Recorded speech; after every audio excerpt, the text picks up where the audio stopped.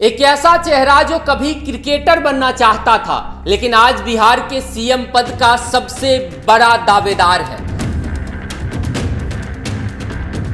एक ऐसा नाम जिसे कोई जंगल राज का युवराज कहता है तो कोई बिहार का भविष्य।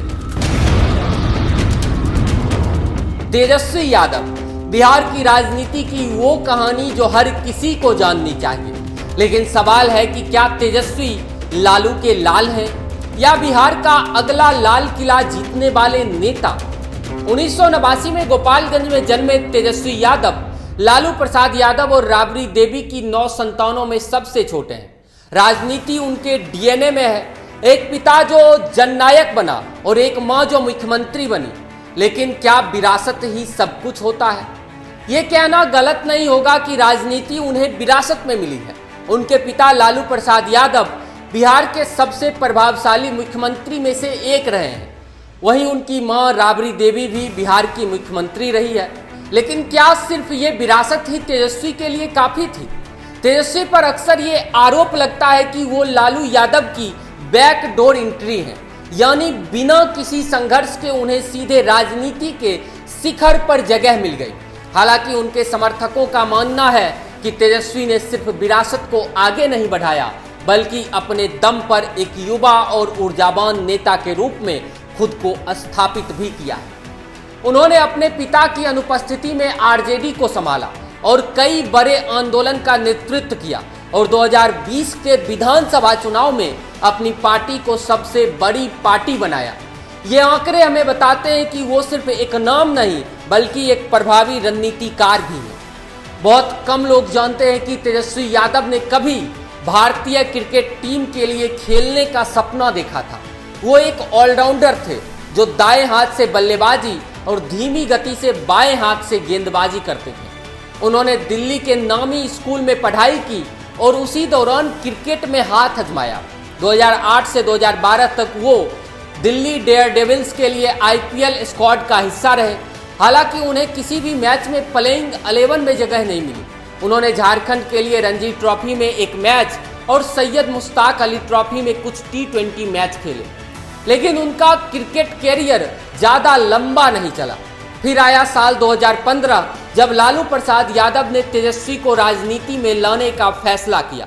ये फैसला कई लोगों के लिए चौंकाने वाला था क्योंकि बड़े भाई तेज प्रताप यादव को राजनीतिक वारिस माना जा रहा था। लेकिन तेजस्वी ने राघोपुर विधानसभा सीट से चुनाव लड़ा और बड़ी जीत हासिल की। नीतीश कुमार के साथ महागठबंधन की सरकार बनी और उस सरकार में उन्हें उप मुख्यमंत्री बनाया गया। तब उनकी उम्र महज 26 साल की थी। ये उनके जीवन का सबसे बड़ा मोड़ था जहां एक क्रिकेटर अचानक बिहार की सियासत का दूसरा सबसे बड़ा चेहरा बन गया। लेकिन उनका ये सफर उतार चढ़ाव से भरा रहा। 2017 में IRCTC घोटाले में नाम आने के बाद उन्हें उप मुख्यमंत्री पद छोड़ना पड़ा। ये उनके राजनीतिक जीवन की सबसे बड़ी चुनौती थी। CBI और ED की जांच का सामना करना पड़ा और सार्वजनिक जीवन में खुद को पाक साफ साबित करना पड़ा। उनके लिए ये किसी अग्नि परीक्षा से कम नहीं था। तेजस्वी यादव पर अक्सर उनके विरोधी जंगल राज का युवराज होने का आरोप लगाते हैं। ये आरोप उनके पिता लालू प्रसाद यादव के 15 साल के शासनकाल से जुड़ा है, जिसे आलोचक कानून व्यवस्था के बिगड़ने और अराजकता के दौर के रूप में देखते हैं। भाजपा और जदयू इस मुद्दे को उठाकर तेजस्वी को घेरते रहती है। लेकिन क्या तेजस्वी इस छवि से बाहर निकल पाएंगे? तेजस्वी ने लगातार अपनी रैलियों में इस बात का खंडन भी किया है।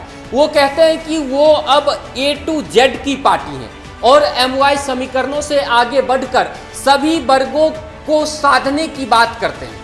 उन्होंने बेरोजगारी, शिक्षा और स्वास्थ्य जैसे मुद्दों को प्रमुखता से उठाया है जो सीधे तौर पर बिहार के युवाओं को प्रभावित करता है। उन्होंने 10 लाख सरकारी नौकरी का वादा करके युवाओं के बीच अपनी लोकप्रियता को भी बढ़ाई है। उनके आलोचक अक्सर उनकी शैक्षणिक योग्यता पर बड़े सवाल उठाते हैं क्योंकि उन्होंने 9वीं कक्षा के बाद औपचारिक शिक्षा छोड़ दी थी। लेकिन तेजस्वी का तर्क है कि राजनीति में डिग्री से ज़्यादा जनसेवा और अनुभव मायने रखता है। अब आते हैं सबसे अहम और सबसे महत्वपूर्ण सवाल पर कि क्या तेजस्वी यादव बिहार के अगले मुख्यमंत्री बन सकते हैं? ये वो सवाल है जो बिहार की राजनीति में सबसे ज्यादा चर्चा में रहता है। 2020 के बिहार विधानसभा चुनाव में आरजेडी 75 सीट जीतकर सबसे बड़ी पार्टी बनकर उभरी थी। तेजस्वी यादव ने मुख्यमंत्री पद के लिए एक मजबूत दावेदारी भी पेश की थी और महागठबंधन का चेहरा थे। हालांकि बहुमत के आंकड़े तक नहीं पहुंच पाने के कारण वो सत्ता से दूर रहे। तेजस्वी के पास कई सकारात्मक पहलू है कि वो कभी न कभी बिहार के मुख्यमंत्री बन सकते हैं। पहला, वो बिहार की युवा आबादी को आकर्षित करते हैं। रैलियों में भीड़ जुटाना और अपनी बात प्रभावी ढंग से रखने में वो माहिर हैं।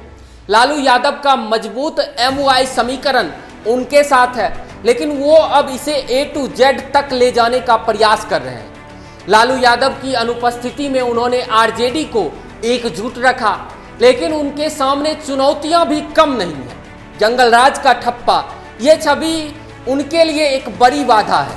अनुभव की कमी बताई जाती है। मुख्यमंत्री पद के लिए अपेक्षित प्रशासनिक अनुभव को लेकर सवाल उठते हैं। भ्रष्टाचार के आरोप हैं उन पर लगे घोटाले के आरोप उनकी विश्वसनीयता पर सवाल उठाता है।